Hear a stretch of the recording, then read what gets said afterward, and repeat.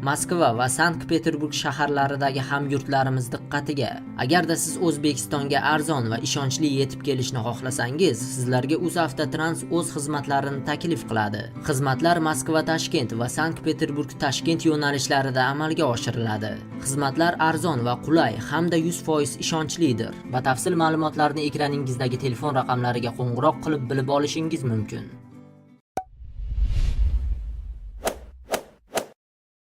Assalomu alaykum do'stlar. Bugun men sizlarga juda ham ta'sirli voqea, aniqrog'i argentinalik vafodor it haqida aytib beraman. Qani ketdik. 2005-yil argentinalik Miguel Guzman kapitan laqabli ovcharka it boqib oladi. Oradan 1 yil o'tib, Miguel Guzman kutilmaganda vafot etadi. Miguelning jasadini qabristonga dafn etishadi. Dafn marosimidan so'ng Miguelning qarindoshlari uyiga qaytib kelishganda, ovcharka it uydan g'oyib bo'lgan edi.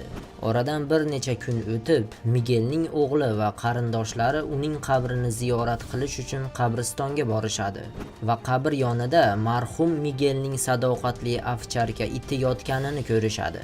Itni ko'rib ular hayron qolishadi, chunki it Miguelni dafn qilish marosimi kuni uyda qolgan, qabristonga kelmagan edi. It qanday qilib qabristonni topib kelgani va aynan egasining qabrini qanday topganini hech kim bilmaydi. Ularning aytishicha, itning ko'zlari to'la yosh edi.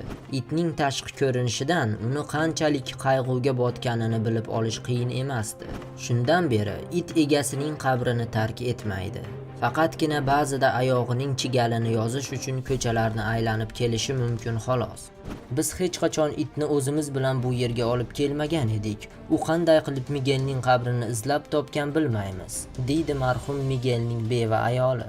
Qabriston xodimlarining aytishicha, it doim qabr oldida yotadi. Ba'zida qabriston ichida aylanib yuradi, lekin tunda albatta qabr oldidan jilmaydi. Itni qabriston ishchilari ovqatlantirishadi. Men uni bir necha marta uyga olib ketdim, lekin u har doim qabristonga qochib ketadi. U otam qabrini bir umr qo'riqlaydi deb o'ylayman. U shunchalik vafodorki, otamning qabri tepasida jon berishga ham tayyor, deydi marhum Miguelning o'g'li Demian. Ha do'stlar, bunday muqaddas sadoqat va vafodorlik tuyg'usi tahsinga loyiq.